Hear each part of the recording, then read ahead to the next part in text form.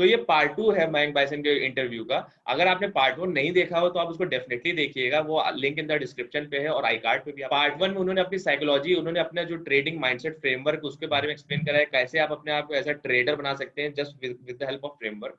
और ये पार्ट 2 में उन्होंने बताया technical aspects, price action, trend line, Gann theory और RSI। इन चारों चीजों से वो कैसे अपना एक स्ट्रेटेजी बनाए हुए उन्होंने अपना पूरा ट्रांसपेरेंसी के साथ, ब्रूटल ऑनेस्ट साथ उन्होंने पूरा दिखाया हुआ है। उनकी लर्निंग्स, रॉ एक्सपीरियंस है उनका, और ये कहीं पे भी आपको सीखने को मिलेगा। ये एक ट्रेडिंग मॉन्क एक्सक्लूसिव है। आप एक जेन्युइन ट्रेडर से, ऑन द फ्लो ट्रेडर से जो सीख सकते हैं बात करके, और कहीं सीखने को नहीं मिल सकता। So this is trading monk exclusive. So make sure आप हमारे इस वीडियो को लाइक करें, वीडियो को शेयर करें, चैनल को सब्सक्राइब करें and do hit that bell icon.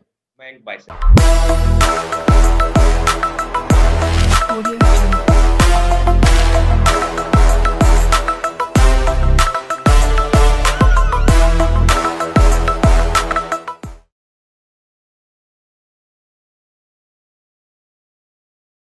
वो जब सौदा आता, चूंकि मेरा बहुत ज्यादा ट्रेड होता नहीं है, मेरा अगर 15 करोड़ पोर्टफोलियो में अगर मैं सीट आपको अगर बोलोगे तो मैं कल भेज दूंगा। मेरे तीन क्वांटिटी 3 शेयर पड़े हुए हैं 15 करोड़ पोर्टफोलियो में। अच्छा, ठीक है। कौन मेरे पास HDFC लिमिटेड लॉन्ग है और काफी मोटी क्वांटिटी लॉन्ग है HDFC लिमिटेड मेरे पास। मेरे पास बजाज फिनसर्व लॉन्ग है।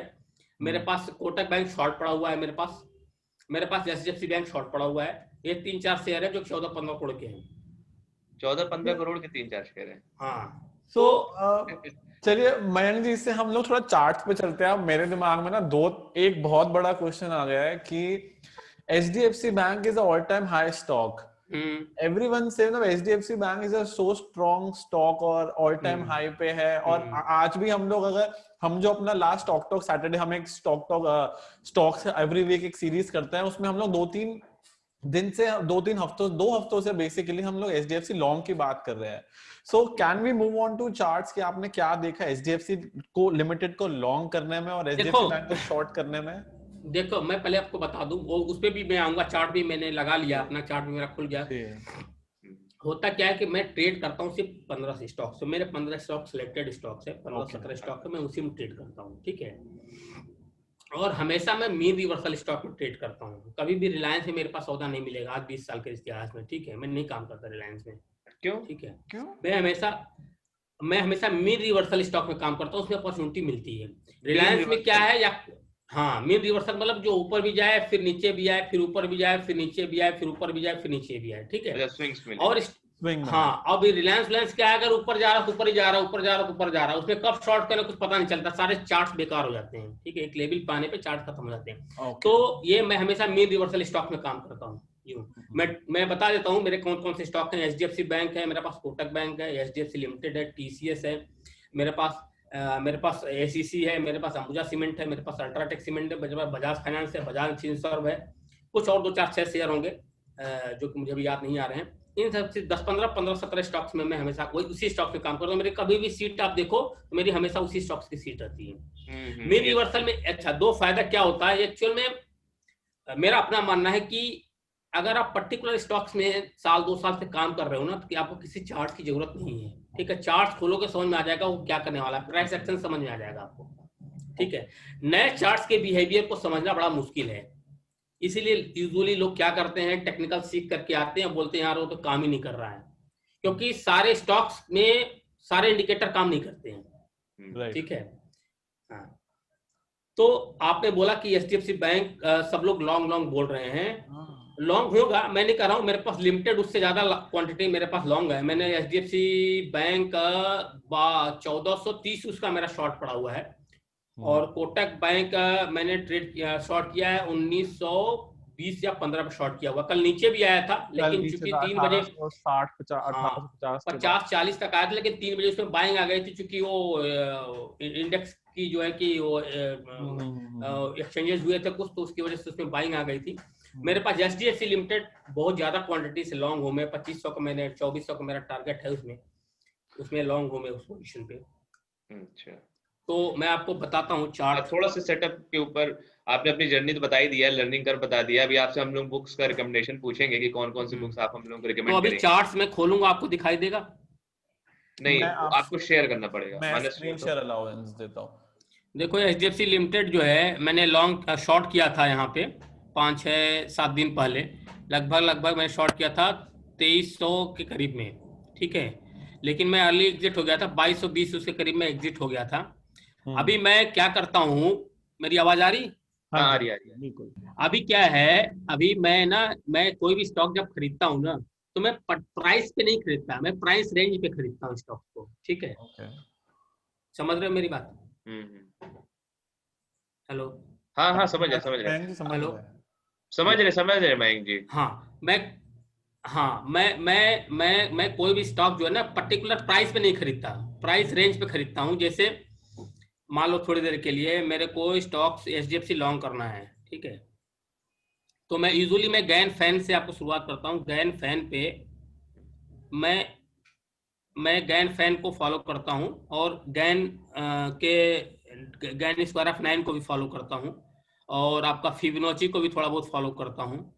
तो यहाँ पे जो है क्लियर कट बाइंग 2120 2125 पे क्लियर कट बाइंग आ रही है यहाँ पे। लेकिन मैं लॉन्ग जो है इसमें 2200 के करीब से शुरू हो गया हूँ, ठीक है। अच्छा। और मैं 2140 तक इस शेयर को खरीदूंगा, समझो आप मेरी बात को, ठीक है। मैं कोई पर्टिकुलर पॉइंट पे इकट्ठा सारा शेयर कभी नहीं खरीदता हूँ, मैं हमेशा रेंज में खरीदता हूँ, रेंज में शेयर को बेचता हूँ, ठीक है। अच्छा। और अब यहाँ पे मैं 2100 मतलब 2200 के करीब मेरे पास क्वांटिटी पड़ी हुई है, ठीक ठाक क्वांटिटी है मेरे पास। और नीचे आएगा, इसको मैं और खरीदूंगा। इसको मैं एवरेजिंग नहीं मानता कि मैं एवरेजिंग कर रहा हूँ, मेरी ट्रेडिंग स्टाइल है। उसके बाद मेरा स्टॉप लॉस काफी डीप रहता है, लगभग 60 रुपए 80 रुपए 70 रुपए का स्टॉप लॉस रहता है, ठीक है। और उसके बाद इसको मैं 2500 2550 करीब एग्जिट करूंगा, ठीक है। अच्छा, गैन फैन के अकॉर्डिंग। हाँ, गैन फैन के अकॉर्डिंग। और भी सारी चीज, बहुत सारी चीजें हैं, चूंकि इकट्ठा लगा पाना बड़ा मुश्किल है, चूंकि मैं PPT भी नहीं बना पाया था, तबीयत ठीक नहीं थी। फिर दोबारा कभी मीटिंग करेंगे तो हम बनाएंगे इसको। अब ये गैन बॉक्स है, ठीक है। गैन बॉक्स को हम लेते हैं, इसको गैन स्क्वायर ऑफ 9 में भी कन्वर्ट कर दें अगर हम,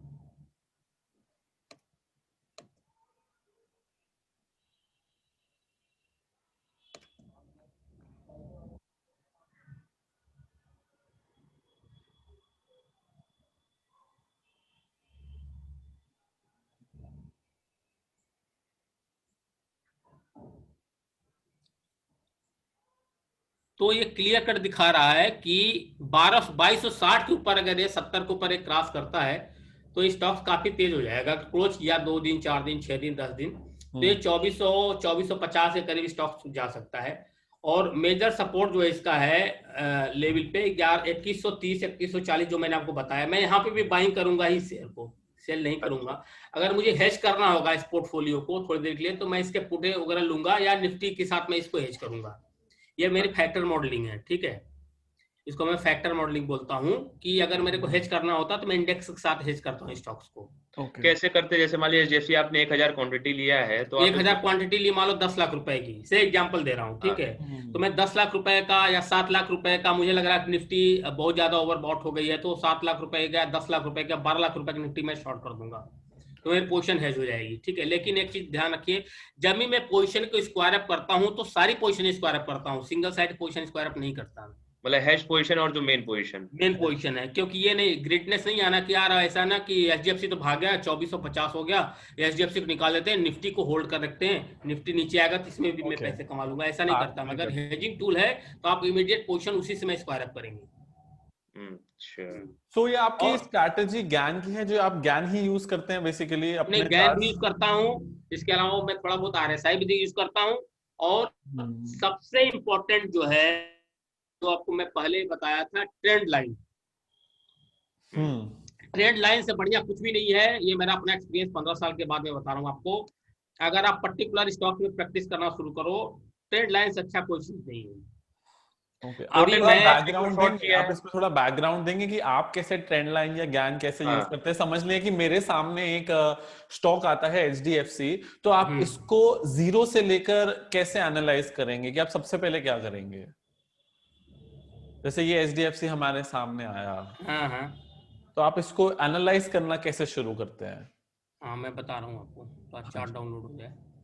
देखिए वीकली चार्ट है, ओके, ठीक है। 3 साल का मैंने लिया हुआ, 3 साल का भी लगाता हूँ, 5 साल का भी लगा। ज्यादातर मैं कभी भी इंट्राडे चार्ट यूज नहीं करता। ठीक है, कभी मैं चार्ट यूज नहीं करता इंट्राडे। जैसे आपको मैंने बताया कि ये करीब 2130, जब हम डेली चार्ट लगाए थे तो 2130-35 के करीब आ रहा था। वीक चार्ट पे 2170 के करीब का सपोर्ट आ रहा है। मेरा 2200 रुपए का लगभग 2200 के करीब की मेरी बाइंग है इस पे। और ये इसको मैं 2130-2135 तक डेली चार्ट पे मैं दिखाई दे रहा था खरीदता। अब यहाँ से देखो, एक लाइन, एक यहाँ से वीकली चार्ट पे सपोर्ट बन रहा है, एक यहाँ पे ट्रेंड लाइन ड्रॉ कर रहा है, एक यहाँ पे आ रहा है। ठीक है, इस लाइन को तोड़ने के लिए बाजार को बहुत गिरना पड़ेगा।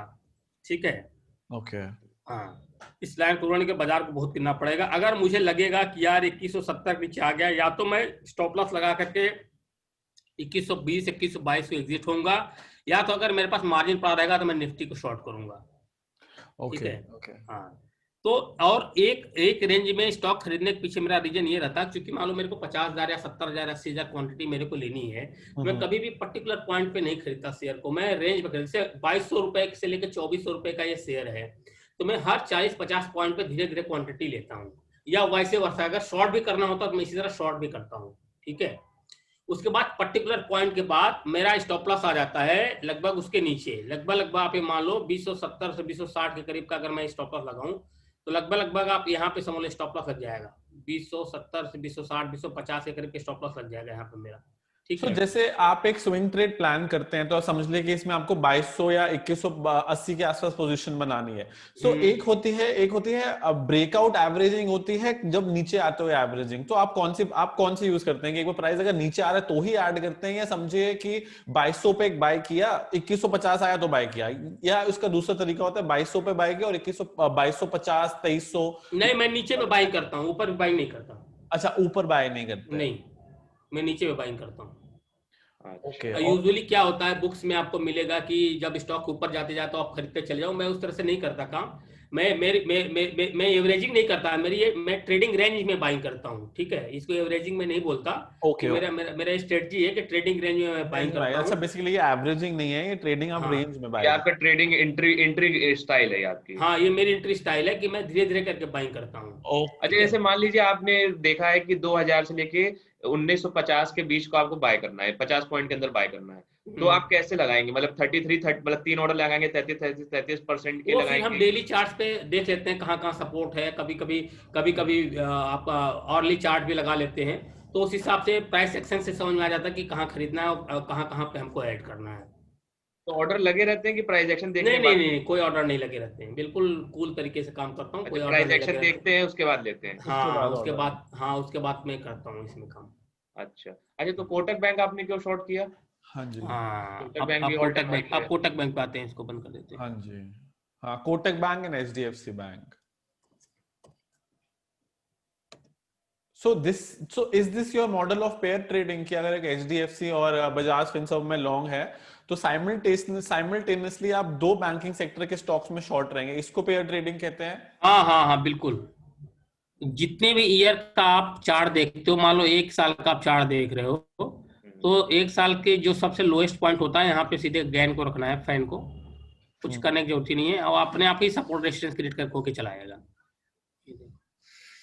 अच्छा, मतलब जितने भी मेजर लोज है सबके? हाँ, आप लगा दो। अब ऊपर भी कर सकते हो आप, जैसे अब ये चूंकि ये तो अपना हाई ब्रेक कर चुका है। ठीक है, तो लेकिन अगर आप यहाँ के टॉप पे भी लगा करके आप चेक करना चाहोगे, अगर नीचे के लेवल पे क्या लग रहा था, ये इनवर्स भी हो जाता है। इनवर्स जैसे करना होगा, इनवर्स कर देंगे हम इसको, तो ये पता चल जाएगा कि यार ये लेवल अगर ये गिरेगा तो कहाँ था सकता है। ये वाला जो लेवल है, इस लेवल पे देखो काफी ज्यादा सपोर्ट्स बन रहे हैं। हाँ, तो अगर बाजार गिरती है तो 1600 के करीब में बहुत अच्छी बाइंग आएगी इसमें, कोटक बैंक में। ओके, हाँ, ये देखो आप, ये बहुत सारा सपोर्ट बन रहा है, 1600 करीब में बहुत अच्छी बाइंग आएगी इसमें। तो इसको 1 ईयर पे लगाते हैं कि 3 ईयर पे लगाते हैं, मतलब कैसे? नहीं, आपको जितना लंबा लेना ले लो। मैं तो 1 साल लगाया हूँ, मैं 3 साल भी लगा लेता हूँ, 5 साल भी लगा लेता हूँ, जैसा पोजीशन फंसा रहे। कम फंसी हुई है तो कम ईयर का लगाना है, ज्यादा फंसा तो ज्यादा एनालिसिस करना है, समझ रहे हो? It's all about the emotions. हाँ, बिल्कुल, जिसकी जैसी श्रद्धा। हाँ, तो आप 3 साल लगाना चाहो 3 साल लगा लो। 3 साल लगाना चाहोगे तो ये देखो अभी और ऊपर बता रहा है कोटक बैंक, ऊपर बता रहे हैं। ये बता रहा है 2000 के करीब बता रहा है, और 1 साल पे लगाओगे आप तो जो है वो नीचे बता रहा है।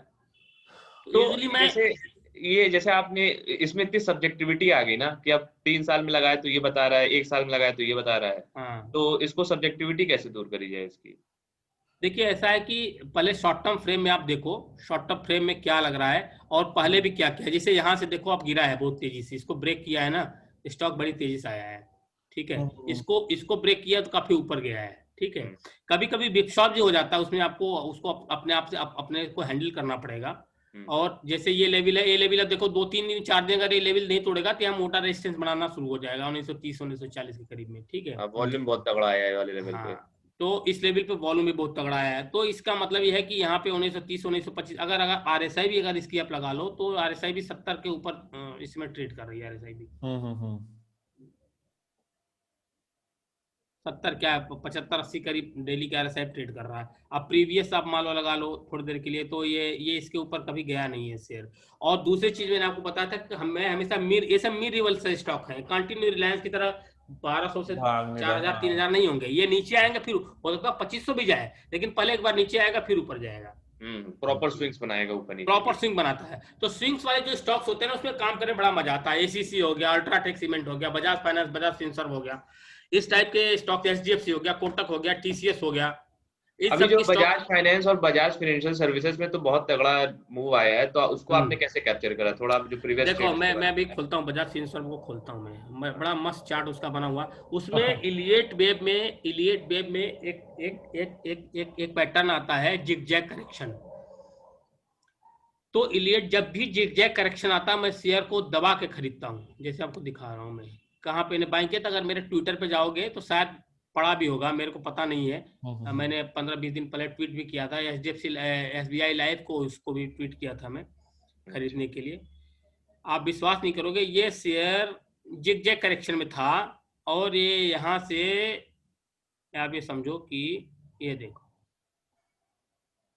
ये जैसे ये लेवल क्रॉस किया, आप ये समझो कि मैंने यहाँ पे खरीदा था शेयर को 55-5600 बता रहा था ना आपको, 55-5600, और ये 5400 ही आया, 100-150 रुपए नीचे ही आया। मैं आपको 5200 बोला था, लेकिन 100-150 रुपए नीचे आया था। जैसे ये लाइन क्रॉस किया जिगजैग करेक्शन को, देखो स्टॉक कैसे भागा हुआ है। जिगजैग करेक्शन क्या चीज है, थोड़ा सा उसको समझाइए। जिगजैग करेक्शन क्या होता है, जब आप इलियट वेब फॉर्म करोगे ना, तो वो करेक्शन जो होता है ये ऐसे ऐसे ऐसे ऐसे ऐसे ऐसे धीरे धीरे आता रहेगा, और यहाँ आकर के एक जगह आकर के ये प्रीवियस सपोर्ट के पास आकर के खड़ा हो जाता है, खड़ा हो जाएगा और फिर यहाँ पे एक्यूमुलेट करना शुरू करेगा धीरे धीरे। अब यहाँ पे एक्यूमुलेशन जैसे शुरू हो तो आप समझ लो स्टॉक ये मूव करने वाला बहुत बुरी तरीके से। अच्छा, उसके बाद बहुत तेजी से ऊपर भागता है। इस स्टॉक को आप जब इस तरह से आप रीड करोगे तो ये इसी तरीके के पैटर्न बनाते हैं। जैसे ये देखो आप, ये वाला पैटर्न है, धीरे धीरे करेक्शन आया है, देख रहे हो आप। उसके बाद जब मूव किया, बहुत तेजी से मूव किया, ठीक है। जब फ्लैट करेक्शन होता है तो बहुत शार्प करेक्शन होता है, ये फ्लैट करेक्शन है, बहुत शार्प करेक्शन है, चलते चला आया। ये जिगजैग करेक्शन है, धीरे धीरे करेक्शन आना है, इसको जिगजैग करेक्शन। अच्छा, हाँ, मैं जिगजैग करेक्शन की बात कर रहा था। तो इस तरह के जिगजैग, देखो ये वाला स्टॉक देखो अब बिल्कुल जिगजैग करेक्शन है, ठीक है। धीरे धीरे करके जिगजैग करेक्शन में आया है। अब यहाँ पे आपको आरएसआई भी चेक कर लो थोड़ी देर, कितने आरएसआई पे 20, 25, 30 कितने आरएसआई पे आ गया है। बाजार को भी देखना पड़ेगा आपको, बाजार यार ठीक है फुल ट्रेंड में है, आप यहाँ पे लॉन्ग कर लो। ये जिगजैग करेक्शन आया, देखो कितनी तेजी से भागा है। तो सिंपल मेथड है, इसमें कुछ ज्यादा दिमाग जब आप कंटिन्यूअस बेसिस पे उसी चार्ट्स को आप रीड करते रहोगे ना, अब कुछ करने की जरूरत नहीं है। मेरे को पता नहीं कितने इंडिकेटर का मेरे को नाम भी नहीं पता, मैं देखता हूँ यार ये इस तरह से प्रीवियस फॉलो किया तो अभी भी ये इस तरह से फॉलो करेगा, बस उसमें घुस जाओ स्टॉक्स को, अब देख लो। इसमें गैन नहीं यूज करा आपने? है इसमें गैन यूज करा था, गैन टारगेट है कुछ करने के लिए? हाँ, कभी कभी वो तो करता ही हूँ, जब करना होता तो करता ही आदमी, ऐसा नहीं है कि करता नहीं है। देखो आप, अगर आप 3 साल के गैन लगाते हो, ये देखो कैसे ब्रेक किया है, देखो आप। और अगर आप ऊपर से गैन लगाते हो थोड़ी देर के लिए, टेक्निकली अभी भी आप बजाज फाइनेंस फिनसर्व को होल्ड कर रहे हैं? नहीं, पोजीशन कट गई मेरी सर। अच्छा, मेरे पास नहीं है। अब नेक्स्ट बाइंग देखेंगे इसमें। आप देखो आप कि ये स्टॉक यहाँ पे स्ट्रगल कर रहा है, यानी बेवकूफ बनाने की कोशिश कर रहा है। ये 9400 तक का यहाँ पे लेवल दिख रहा है। हाँ। लेकिन ये देखो यहाँ पे मोटा सपोर्ट मार रहा है। जैसे ही ये शेयर 84-8500 के नीचे आ जाए तो आप दबा करके शेयर को शॉर्ट करो, कोई टेंशन नहीं है, नीचे आते जाए बेचते जाओ बेचते जाओ बेचते जाओ।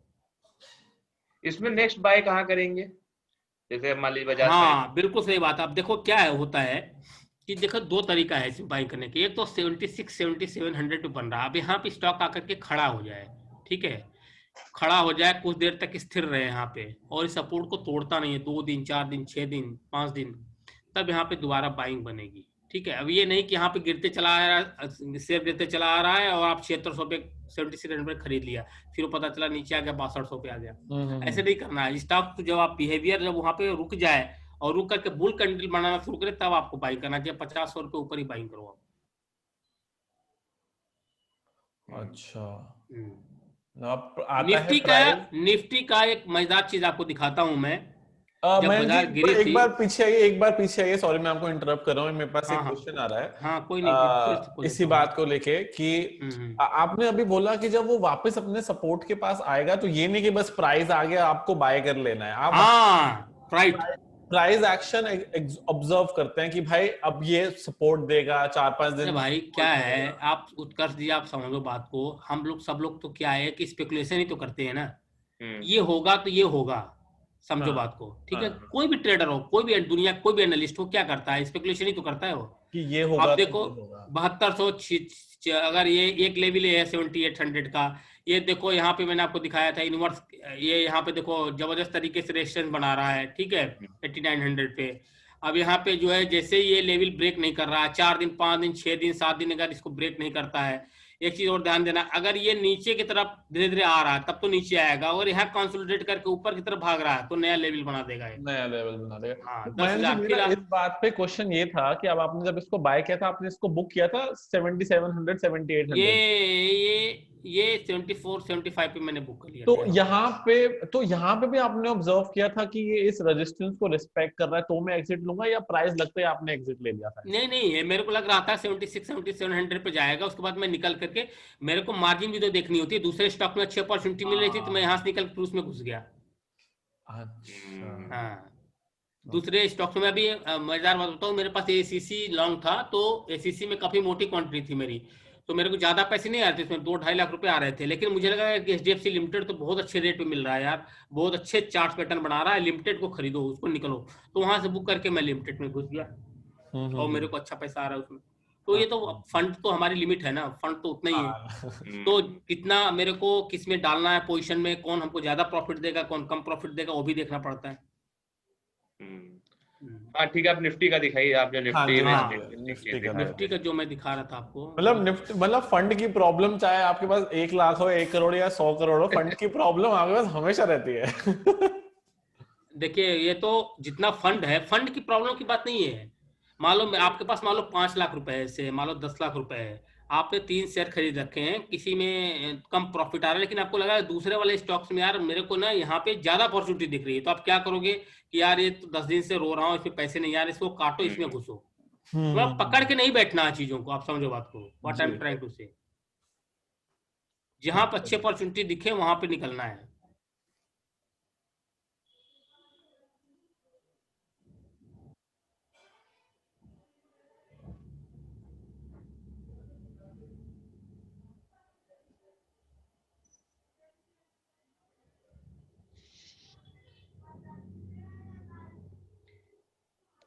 ये देखो 2008 के लेवल से मैंने ये गैन फैन लगाया था और एग्जैक्ट 7700 का लेवल आया, वहां से निफ्टी बिल्कुल भागते चला गया।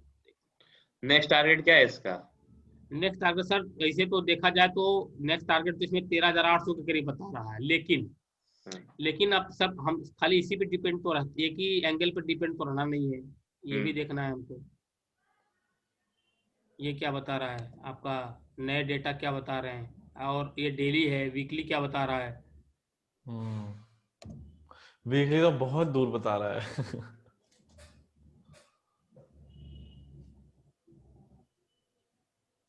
सर जी बाजार कहीं दूर नहीं है, आप ये समझो बात को,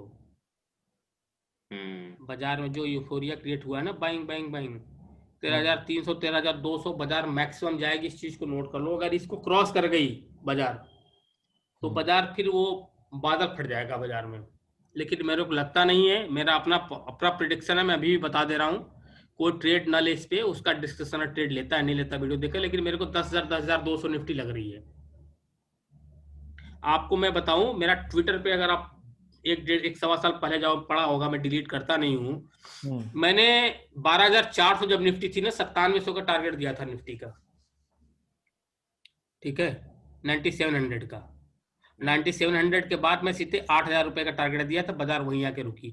अभी बाजार में क्या है ना, देखो दुनिया का कोई भी एसेट कंटिन्यू राइज नहीं करता है, ये यूनिवर्सल ट्रूथ है, ठीक है, करता है, हाँ। तो ये 11,200 11,300 ये लास्ट लेग है इसका। उसके बाद बाजार को एक बार गिरना ही गिरना है किसी भी सूरत में। तो ये सारी चीजें हैं जिसमें देखना पड़ता है। और ये सब चीजें क्या है कि इसमें अब क्या है कि आपको ट्रेड आपको लेना है, ठीक है ना, ठीक है। अब यहाँ पे अगर बाइंग बढ़नी है तो ट्रेड कन्विंस अपने आप को कन्विंस कैसे करें हम कि नहीं यार हम ये मोटी क्वांटिटी लेनी है। जब तक उस शेयर्स पे आपको कॉन्फिडेंस नहीं होगा तब तक आप ट्रेड नहीं डाल सकते। उस शेयर्स पे कॉन्फिडेंस होना बहुत जरूरी है। सही बात है। हाँ, तभी आपके मोटे पैसे बनेंगे, तभी आप पोजीशन को लंबे समय तक होल्ड कर पाओगे। हाँ, ये अच्छा, है। जैसे ये आप गैन फैन यूज करें तो स्क्वायर ऑफ 9 क्या है इसमें? हाँ, स्क्वायर ऑफ 9 में लगा रहा हूँ। ये मल्टीपल गैन फैन हो जाता है स्क्वायर ऑफ 9 एक तरीके से आप मानो ना। अच्छा, मतलब ऊपर से भी गैन फैन है, नीचे से भी गैन फैन। हाँ, टारगेट 10,000 के आसपास, अगर मार्केट गिरेगा तो 10,000 तक का टारगेट है। हाँ, 10,000 तक का टारगेट है, पक्का है, इसमें कोई फंड बट वाली बात नहीं है।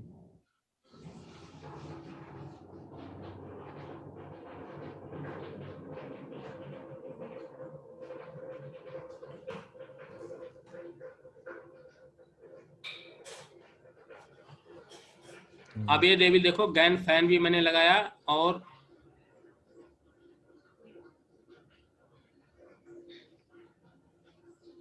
दोनों लेवल यहाँ पे आ रहे हैं, ये देख रहे हो आप। 10,000 के करीब का लेवल आ रहा है। और अगर 10,000 का लेवल तोड़ दिया, कोई ऐसी बैड न्यूज आ गई तो बाजार फिर 7,000 के लेवल पे आएगी। लेकिन वैसे वर्षा ये भी है कि अगर 13,400 500 मान लो, 200 पॉइंट ऊपर मान लो, 150 पॉइंट तो इतना लंबा चार्ट का लाइन खींचने में चला जाता है, ठीक है। तो 300 350 के ऊपर बाजार बहुत तेज हो जाएगी फिर, लेकिन मुझे लगता नहीं है। बाजार, मैं खुद भी वेट कर रहा हूँ, और बाजार आप मान के चलो कि 10,200 10,300 तक मार्च तक अप्रैल तक आ जानी चाहिए। अच्छा, तो स्क्वायर ऑफ 9 भी इसी जैसे गैन फैन लगाते हैं वैसे स्क्वायर ऑफ 9 भी लगाया जाता है। हाँ, उसी तरीके से लगाया जाता है। इसमें मल्टीपल आपका गैन फैन हो गया। इसको पहले गैन बॉक्स भी बोलते हैं। गैन बॉक्स ये हो गया। अगर गैन बॉक्स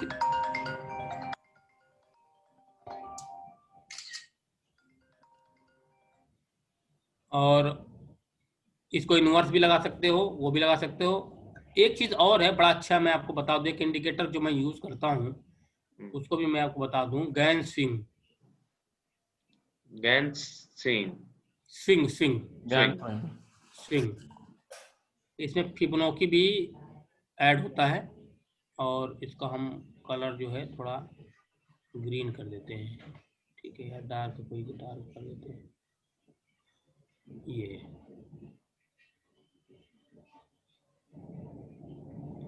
ये गैन स्विंग है बेसिकली। अच्छा, अब इसमें क्या होता है, ये स्विंग देखो आप, तो ये स्विंग ऊपर की तरफ ही है, मतलब ना सीढ़ी ऊपर की तरफ ही बनाते चला जा रहा है, ठीक है। अब होता क्या है कि ये देखो आप, ये जितनी भी स्विंग्स हैं ये एक दूसरे को क्रॉस कर रहे हैं। जितनी भी स्विंग्स किस पास से गुजरा है बाजार, ठीक है, वहां से करेक्शन जरूर आया है, देख रहे हो ना, यहाँ से भी आया, यहाँ से भी आया, स्विंग से यहाँ से भी आया, यहाँ से भी आया, और लास्ट में ये यहाँ पे भी आ रहा है 13,200 13,300 के करीब में। तो ये बेसिकली इंडिकेटर क्या है, इंडिकेटर आपके कन्विंस को इनकरेज करता है, बढ़ाता है, और ये बोलता है कि यार आपको यहाँ पे खरीदना चाहिए या यहाँ पे बेचना चाहिए।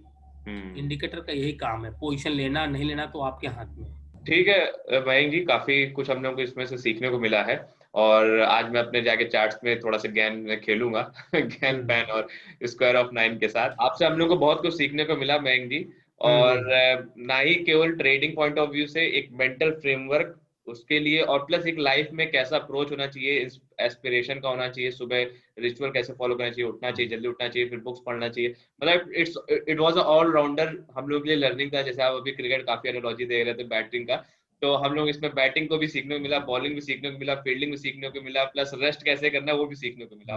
प्रिपरेशन कैसे करते हैं वो बहुत भी बढ़िया, पता चला। बहुत आपने एकदम ब्रूटली सब कुछ एकदम ऑनेस्टी के साथ चीजें बताई। एक लास्ट क्वेश्चन हम लोग का रहेगा ये, क्योंकि आप इतने सालों से ट्रेड कर रहे हैं, अब आपने बताया आपने 26-27 साल की उम्र से आपने शुरू करा, आप मान लीजिए मेरी उम्र इस समय 26+ है और मानस की इस समय 23 है, तो आप एक चीज बताइएगा कि अगर आप मान लीजिए आपको अपने प्रीवियस, जब आप स्टार्ट कर रहे थे अपना कैरियर ट्रेडिंग में, या आप इस जर्नी को आप शुरुआत कर रहे थे, तो आप अपने आप को क्या ऐसा एक एडवाइस देते कि ऐसा करो, ये चीज करो, ऐसा मत करो? हाँ, बहुत अच्छा क्वेश्चन है। मैं बहुत लोगों को बताता हूँ, बहुत लोग फॉलो करते हैं, बहुत लोग फॉलो नहीं करते हैं। देखो, आप तो बहुत यंग हो और बहुत लकी हो, ठीक है, कि मार्केट इतनी मेच्योर हो गई है तब आप लोग आए हो। मतलब अगर बैंक निफ्टी में हम काम करते थे सर, बैंक निफ्टी में लिक्विडिटी नहीं होती थी। आज bank Nifty world renowned product है, आपका पता है। बाहर के लोग, बहुत सारे ट्रेडर, जो इंडिविजुअल ट्रेडर बैंक निफ्टी में काम करते हैं, तब तो बैंक निफ्टी लिक्विडिटी होती नहीं थी, 5-10 रुपए स्प्रेड में चले जाते थे, ठीक है। तो सबसे इंपॉर्टेंट क्या है कि अभी आप बहुत यंग हो और बहुत लकी हो कि इस मार्केट में आए हो। मैं देखो सिंपल से मैं उदाहरण देता हूँ, 10-20 मिनट 10-5 मिनट और बातें करेंगे नॉर्मल तरीके से। ये अगर कोई बंदा आईआईटी नहीं क्वालिफाई कर पाया, कोई बंदा आईआईएम्स में नहीं जा पाया, कोई बंदा हार्वर्ड में नहीं जा पाया, ठीक है, ये सब शगुफा 40 साल की उम्र तक रहता है, ठीक है। जब 40 साल की उम्र हो जाती है, जब बच्चे 11-12 में पहुंच जाते हैं और उनको पढ़ाई लिखाई के लिए 1-2 करोड़ रुपए चाहिए होता है, तो एक ही चीज समझ में आती है भैया, न क्वालिफिकेशन न डिग्री, कुछ नहीं, सबसे ज्यादा जरूरी क्या है? मनी, ऑफ कोर्स, ठीक है। और इसको मैं बोलता हूँ, ट्रेडिंग एक ऐसी फील्ड है, इसको मैं बोलता हूँ ये राज्यसभा की सीट है, ठीक है। अगर आपको मिनिस्टर बनना है तो लोकसभा नहीं जीत पाए भाई, कोई बात नहीं, आईआईटी में नहीं हो पाया आपका, आईआईएम में नहीं हो पाया, अच्छे इंस्टीट्यूशन में जाना चाह रहे थे नहीं जा पाए, कोई बात नहीं, रिग्रेट करने की जरूरत नहीं है। आपको मिनिस्टर बनना है ना, आप राज्यसभा से भी जाओगे तभी मंत्री बन जाओगे। समझ रहे हो ना मेरी बात को? हाँ, तो कहने का मेरा तात्पर्य है कि जब 40 साल की उम्र क्रॉस करता आ रही हो तो अब एक ही चीज समझ आती है कि पैसे सब कुछ है, बाकी सब कुछ बेकार है। वो दिखाने के लिए कि मामा को बता दिया मैंने आईआईटी कर लिया, फूफा को बता दिया मैंने आईआईएम कर लिया, मैंने हार्वर्ड चला गया, वो सब ठीक है, ठीक है। जब 40 साल की उम्र हो जाती है तो आपने किया क्या जिंदगी में, हर आदमी यही पूछता है, ठीक है। तो ट्रेडिंग ही एक ऐसी चीज है जिससे आप लाइफ में सब कुछ कर सकते हो, ये मेरा अपना मानना, मैंने किया है। मैं 12 साल से, मेरे पास कोई दूसरा चारा नहीं है दाल रोटी के लिए, मेरा ट्रेडिंग के अलावा कोई दूसरा और कोई न धंधा है न कोई बिजनेस है, और मैं कुछ कर भी नहीं सकता, ठीक है। मेरे को बहुत लोग बोलते हैं आप ट्रेडिंग में आ जाओ, ये कर लो, भाई मैं कैसे आ जाऊं? मेरा 15 करोड़ का पोर्टफोलियो है, 7% नीचे चला गया तो मैं किताबें उड़ कर पढ़ूंगा या सुबह के तुमको पढ़ाऊंगा? ये बताओ। सही बात। It's very difficult. करने वाले हो सकता है कर रहे हो, मैं नहीं कहता, लेकिन मेरे लिए बहुत मुश्किल है। इसलिए मैं मतलब कोई आए, मैं उससे फ्री में जितना जानता हूँ मैं बता दूंगा, लेकिन इट्स वेरी डिफिकल्ट कि मैं बोधरेशन लेकर के काम करूँ, मेरे लिए बहुत मुश्किल है। Anyway, you are making such a big amount, मतलब from market, और आप मार्केट में इतने अच्छे तरीके से रमे हुए हैं, तो एक बार आदमी ट्रेडर बन जाए, जैसे आपने कहा ना, एक बार ट्रेडर बन जाता है, उसको कोई दूसरा धंधा, कोई दूसरा व्यापार समझ नहीं आता है। नहीं आएगा सर, आना भी नहीं चाहिए ना, क्यों आएगा आप बताओ ना। मेरे पास जितने फ्लैट फ्लूट थे सब मैंने बेच दिया राइट नाउ। मैं literally I would like to let you know कि मैं अभी रेंट पे हूँ। मैंने सारा फ्लैट नोएडा वोएडा लिया था, सब बेच बाच दिया, सारे पैसा स्टॉक म्यूचुअल फंड में लगा दिया। कोई जरूरत ही नहीं है, क्या करना फालतू ये बकवास चीजें हैं, जब लेना होगा तो फिर देखेंगे। तो कहने का मतलब ये है मेरा कि स्टॉक में रेशियो बहुत कम है, लेकिन जो अर्ली एज में जितना जल्दी समझ जाता है चीजों को, उसके लिए उतने ज्यादा एडवांटेज रहेगा। और कभी उड़ना नहीं है। मैं आज भी सीएनजी के गाड़ी से चलता हूँ, मेरे पास अभी भी कार है तो सीएनजी की ही है, ठीक है ना। लोग बोलते हैं आप बीएमडब्ल्यू ले लो, भाई किसे दिखाना बीएमडब्ल्यू? मैं बीएमडब्ल्यू ले, मेरे बगल वाले के पास पोर्च खड़ी है, अब बताओ तुम लेके आ जाओ पोर्च। तो कभी उड़ना नहीं है मार्केट में, कभी भी आप ये मान चलो मार्केट से पैसा कमाओ। मेरा अपना एक्सपीरियंस रहा, इसलिए मैं बता रहा हूँ, जो आपके व्यूअर्स देखेंगे उनके लिए मैं बता रहा हूँ कि मार्केट से कभी भी पैसा कमाओ, कभी उड़ना नहीं है बाजार में। पैसा हमेशा सेव करके रखना, क्योंकि बैड पैच हर किसी के लाइफ में आता है, ठीक है। कभी अभी अभी अभी अभी पीटर ब्रेंट का मैंने आपको एग्जांपल दिया, 11 साल उसने ट्रेडिंग छोड़ दी। अभी मैं बुक स्टडी कर रहा था, 3 साल मैंने खुद स्ट्रगल किया, मैंने आपको बताया बहुत मुश्किल से 3 साल मैंने गुजारा, 15 16 17 30 लोगों की टीम मैनेज करना, उनकी सैलरी देना, सब कुछ करना। तो बैड पीरियड हमेशा आता है। जितना भी पैसा कमाओ सिस्टमेटिक ढंग से उसे लगाओ, मार्केट में लगाओ, कहीं भी लगाओ, गोल्ड खरीदो, प्रॉपर्टी खरीदो, जो भी खरीदना हो आप सिस्टमेटिक, आप उड़ना नहीं है। अगर आप 10 रुपए कमाते हो ना, 1 रुपए 2 रुपए से ही आपको काम चलाना, 8 रुपए आपको बचा के ही रखना है।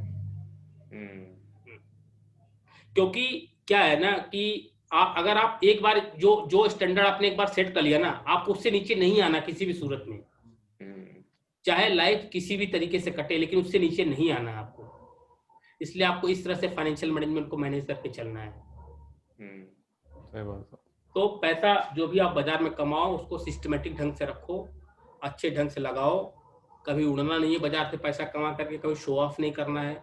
क्योंकि मैंने इस 12-15 साल में दिल्ली में मल्टी मिलियनर्स को जीरो होते देखा है, और मतलब कई ब्रोकर्स तो जिनके यहाँ मैंने नौकरी की है अब 20-20 हज़ार रुपये के लिए तरस रहे हैं। तो बाजार है किसी को छोड़ती नहीं है, ठीक है। इससे पैसा जो भी कमाए 2 चीजों पर ध्यान दे, पैसे को बचाना है, पोजीशन साइज को धीरे धीरे इंक्रीज करना है।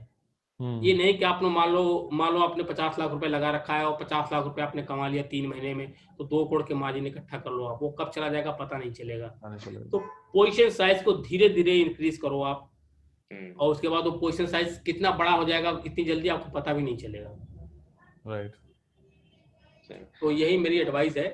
तो मैं जैसे भी आपने बताया, अब आप क्योंकि एक एज पहुंच चुके हैं, आप मैच्योर तरीके से कुछ चीजों को देख रहे हो, हम लोग अभी थोड़ा यंग है तो हम लोग इमैच्योर तरीके से देख रहे हैं। तो जैसे मान लीजिए इतना जो कमाया आपने, उसको फिर आप एंजॉय कैसे करते हैं?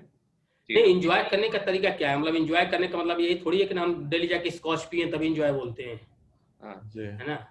एंजॉय करने का तरीका हर आदमी का अपना अलग अलग होता है। वॉरेन बफेट है, साला 50 साल 60 साल से एक ही मकान में रह रहे हैं यार, एक ही गाड़ी यूज कर रहे हैं। हर आदमी का अपना अपना तरीका होता है एंजॉय करने का। हमारा तरीका नहीं है कि हम पैसे को वेस्ट करें, ठीक है, कि हम 5 लाख की घड़ी खरीद ले यार, 30 लाख तो लग गए यार, इससे बढ़िया तो 10 लाख की घड़ी ले ली होते यार, तो दिखाने के लिए तो रहता है। वही लग गए, वो बिजनेस है, उसमें लगेंगे भी आएंगे भी, लेकिन ये तुम्हारी लायबिलिटी हो गई। हाँ, लायबिलिटी हो गई। आप समझो बात को। आप ये मार्केट में यही सबसे बड़ी समस्या है कि मार्केट में जो ट्रेडर हो पैसे को पैसा समझते नहीं है। उनको क्या लगता है यार कोई बात नहीं यार, 5 लाख का फोन ले लेते हैं, कोई दिक्कत नहीं यार, कल तो 5 लाख लग गए थे, मान लिया लग गए बाजार में। सर वो लगेंगे, फिर आगे लग जाएंगे तो क्या करोगे आप? फिर उसके आगे लग जाएंगे तो क्या करोगे आप? आज मेरे पास पैसा आ गया, मैं 60 लाख 80 लाख की गाड़ी ले आऊं, कल हो सकता है नया है तो फिर पता चला प्रीमियम पे करने के लिए पैसे नहीं है हमारे पास। तो जो कुछ भी करो आप सिस्टमेटिक ढंग से करो। मैं किसी चीज के अगेंस्ट नहीं हूँ, आप जो भी करो सिस्टमेटिक ढंग से करो और स्टेप बाय स्टेप चीजों को आगे बढ़ाओ।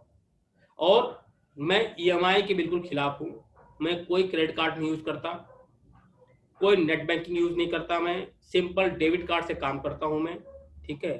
कोई क्रेडिट कार्ड मैं किसी को नहीं बोलता कि आप क्रेडिट कार्ड यूज करो, जितना आपके पास है उतने में आप काम करो। लिमिटेड EMI रखो अपने पास, जितना EMI आप रखो उतना कि अगर आपको कोई दिक्कत हो जाए तो आपके पास उतना रिजर्व पड़ा है कि आपको फर्दर EMI में दिक्कत ना हो। तो फाइनेंशियल प्लानिंग बहुत जरूरी है। ये मेरा अपना एक्सपीरियंस मैं बता रहा हूँ आपको, क्योंकि ये सब गलतियां हमने भी प्रीवियस में बहुत सब की हुई है। अपने एक्सपीरियंस से मैं आपको शेयर कर रहा हूँ कि जो भी आप बाजार से पैसा कमाओ, कहीं से भी पैसा कमाओ, तो फाइनेंशियल प्लानिंग ढंग से होनी चाहिए। जी मयंक जी, बहुत ही हम लोगों को अच्छा लगा, मतलब एक इतना मैच्योरिटी वाली एडवाइस को भी जान के, क्योंकि हम लोग दिमाग में होता है कि अरे कमाया, चलो गैलेक्सी फोल्ड आया हुआ है तो ये है वो है, दिमाग में सब चीजें चलती रहती है। देखो आप अभी यंग हो, अभी क्या है 25-26 साल की उम्र है आपकी, एंजॉय करो, एंजॉयमेंट के लिए कोई दिक्कत नहीं है, आप खूब एंजॉय करो। लेकिन आप जब जितनी अर्ली, जैसे 26 साल की उम्र से ना आप 25 हज़ार रुपए महीने भी अगर इन्वेस्ट करोगे ना, तो मैं 2 करोड़ भी इन्वेस्ट करूंगा तो मैं आपका मुकाबला नहीं कर पाऊंगा। आप समझो बात को। कंपाउंडिंग, क्योंकि कंपाउंडिंग का कितना ज्यादा एडवांटेज है इस चीज को। मेरा कोई मेंटर नहीं है। उस जमाने में तो जूम था, न कोई ट्रेनर थे। 2008 में मैंने ट्रेनिंग स्टार्ट की बेबेक सॉफ्टवेयर से। तो लोग बोलते थे यार मेरे को तो टिप्स मिल जाती इंदौर से और वहां अहमदाबाद से, मैं ट्रेनिंग क्यों करने आऊं, ठीक है। तो उसमें कोई करना चाहता। अभी तो थोड़ा बहुत अच्छा लगता है मुझे कि लोग टिप्स छोड़ करके लोग ट्रेडिंग करते हैं, सीखते हैं, सीख करके ट्रेडिंग करना चाहते हैं, मेरे बहुत अच्छा लगता है। और जितना ज्यादा सीखोगे, मतलब आप ये समझो कि आप 20 ट्रेनर से सीखो, क्या हुआ, 2 लाख रुपए चले गए ना आपके, 3 लाख रुपए चले गए ना, कोई बात नहीं, 3 आदमी काम देगा, वो 3 आदमी इतना काम दे देगा कि आप जितना पैसा गया उससे 10-20 गुना कमा सकते हो। एग्जैक्टली, बहुत बढ़िया। तो ये रिग्रेट नहीं करना है कि यार इस ट्रेनर ने मुझे मूर्ख बना दिया, उस ट्रेनर ने मुझे मूर्ख बना दिया। सारे बाबा अच्छे थोड़ी होते हैं, सबको प्रवचन देते हैं, कौन अच्छा है कौन बुरा है, इसको it's very difficult to find out. और ये एग्जैक्ट मानो, ये ट्रेडिंग क्या है ना, सेल्फ गेम है। मैंने आपको पहले भी एग्जांपल दिया कि राजकुमार शर्मा के पास अगर टैलेंट होता तो उनका लड़का आज इंटरनेशनल खेल रहा होता, विराट कोहली नहीं खेल रहा होता, और विराट कोहली के अंदर टैलेंट था, समझो बात को जी। सचिन तेंदुलकर कोई सुनील गावस्कर के बेटे नहीं है, ठीक है, रोहन गावस्कर उनके बेटे हैं, रोहन गावस्कर कुछ नहीं कर पाए, कुछ नहीं, ठीक है ना। सचिन तेंदुलकर के बेटे विराट कोहली नहीं है, अर्जुन तेंदुलकर है, लेकिन अर्जुन तेंदुलकर 22 साल में भी कुछ नहीं कर पाए। तो ये सेल्फ गेम है, किसी को नहीं, मैं चाहूं मेरी अपनी स्ट्रेटजी अपने बच्चे को सिखा दूं, इट्स वेरी डिफिकल्ट, हो सकता है मेरे से बहुत अच्छा हो जाए, लेकिन अगर उसके अंदर अपनी स्किल होगी तो ये खुद की हार्ड वर्क, खुद का मेहनत की चीज है ये ट्रेडिंग, तभी सफलता मिलती है। और पैसा कमा के भैया ट्रेडिंग उड़ना नहीं है, इस चीज को आप समझो बात को।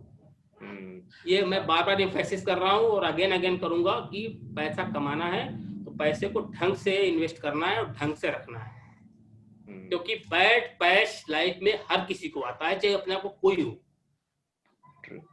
उस बैड पैश के लिए मतलब अगर आप 8 लाख की गाड़ी चल रहे हो तो बाइक पे न आओ, वो 8 लाख मेंटेन रहे आपका। सही बात है। ये नहीं कि किसी महीने आप जैकपॉट लग गया, 50 लाख आ गए तो फट से आप जगुआर के शोरूम में गए, जगुआर लेके चले आए, फिर 3 महीने पैसे नहीं आए तो फिर वो जगुआर बिक गई आपकी। नहीं। जी मयंक जी, आपके जो वो थे पार्टनर है, अगर पार्टनर है तो एक बार उनको भी क्विकली इंट्रोड्यूस कर दिया जाए। He is Sumit Agarwal, he is my business partner. अच्छा, हेलो। और ये आईवी एम्प्लॉयड वोलेटिलिटी और एल्गो वाला सारा काम यही देखता है, यही करता है। अच्छा तो सुमित जी, हम लोग एल्गो के बारे में भी जानना चाहेंगे, तो अब हम लोग मयंक भैया से कहेंगे कभी आपसे समय लेके आपसे भी कभी चाय पे चर्चा होगी। और श्योर कभी भी। चलिए, वेरी गुड, बड़ा अच्छा लगा मयंक जी, आपसे सीखने का मौका मिला। बहुत दिन से हम लोग सोच रहे थे कि यार इतना बड़ा प्रॉफिट डाल लें, और दीपक जी से भी हम लोग की बात हुई थी, लगा कि उन्होंने काफी आपके बारे में बताया था, मतलब अच्छा रिस्पांस दिया कि हाँ बहुत बड़ा ट्रेडर हैं, और सीखने में जब पता चला इलाहाबाद के तब एक होता है ना रिलेटेबिलिटी फैक्टर बढ़ गया कि यार हमारे जैसे लोग जो यहीं से 10+2 करा उसके बाद जाके इतना बड़ा ट्रेडिंग में, मतलब एक होता है हम लोग का गोल होता है कि यार ट्रेडिंग में इतना बड़ा पोर्टफोलियो मैनेज करना, उस पोर्टफोलियो से पैसे कमाना। So you are doing that thing. तो हम लोग को सीखने को आपने इतना समय दिया, आप सैटरडे आफ्टरनून था, आप उसमें एंजॉय कर सकते थे सुमित जी के साथ, बट आपने हम लोग समय दिया, so we are very much grateful and thankful to you. और कुछ क्वेश्चंस होते हैं हम लोग नेक्स्ट सेशन फिर से करेंगे डेफिनेटली, और thank you so much for your time again, and thank you Sumit ji. Thank you so much Mayank ji. हम दिल्ली में इलाहाबाद आइएगा तो जरूर मिलिएगा। Thank you Mayank ji. Thank you. Okay.